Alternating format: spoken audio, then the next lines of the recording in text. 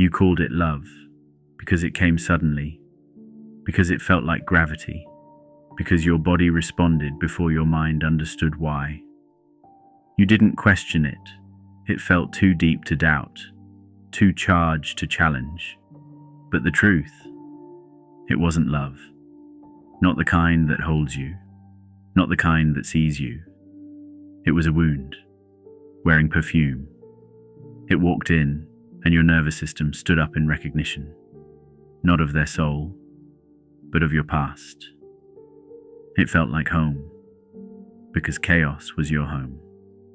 Uncertainty was your first language. Abandonment was your lullaby, and they spoke it fluently. They didn't ask much. They didn't need to, because you gave everything without them even knowing what it cost you. You poured, you performed, you shifted to fit their shape, and they called it connection. You called it fate. But what you were really doing was playing out a story you didn't know you'd memorized. A story where love meant always reaching, always fixing, always fearing it could disappear at any moment. And they felt familiar not because they were safe, but because they activated the part of you that still believed you had to earn affection by surviving someone else's emptiness. You didn't fall in love with them. You fell into the echo of an old unfinished ache. They said all the right things, and yet your body never relaxed. You waited for the other shoe to drop, even when they were sweet, even when they were soft, because sweetness was always a setup. Softness was always short-lived. You learned early that comfort comes with a cost. So even when they touched you, you flinched on the inside. Even when they stayed, you prepared for the leaving. You told yourself, this is love. But the truth, it wasn't love. It was seduction laced with survival. They didn't see you. They saw a role. You didn't know them. You knew your fantasy. And you kept playing your part because it felt safer than being alone with your truth. Intensity is seductive. It feels like truth, like fire, like something you were always meant to touch. But that fire, it doesn't always warm. Sometimes it burns. Sometimes it disfigures. Sometimes it hides the absence of depth by overwhelming you with feeling. And you mistook adrenaline for intimacy. You mistook tension for attraction. You mistook fear for chemistry. But that wasn't chemistry. It was trauma memory. You weren't connected. You were repeating, trying to rewrite an ending that was never yours to finish.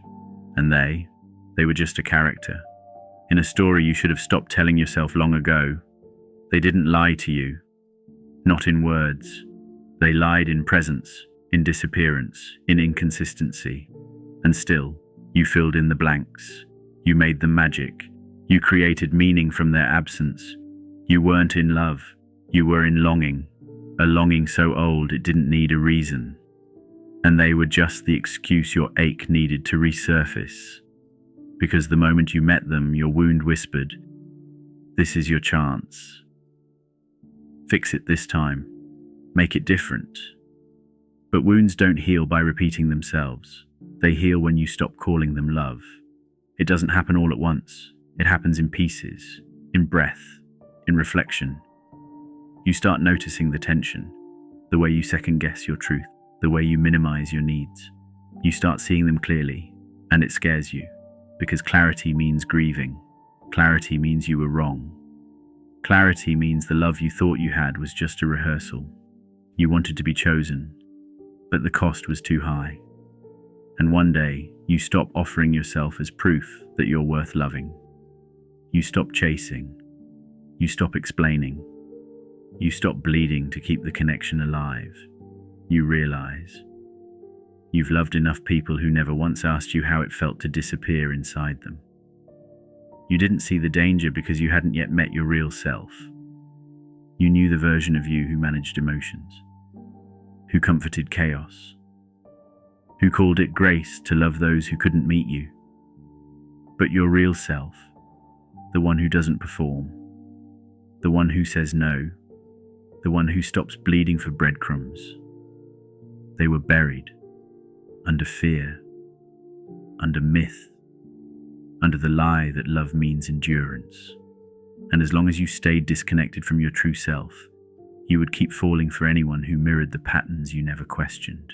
You weren't blind, you were just loyal to your own forgetting. Eventually, you get tired, not just of them, but of the version of yourself that keeps calling this love. You start to notice how exhausted you are from carrying the weight of someone else's emotional absence.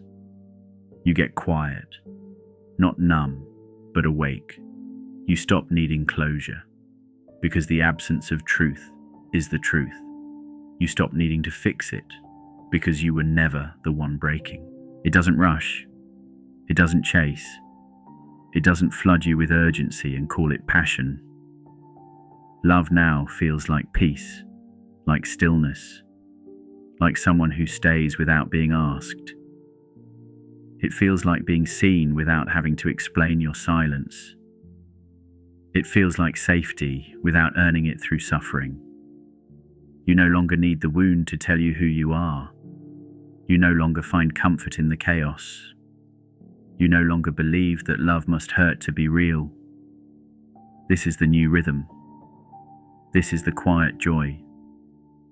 This is the love that rises from truth, not from ache. You don't need to save anyone. You don't need to rescue your past. You just need to stay present long enough to recognize that love doesn't beg for your extinction.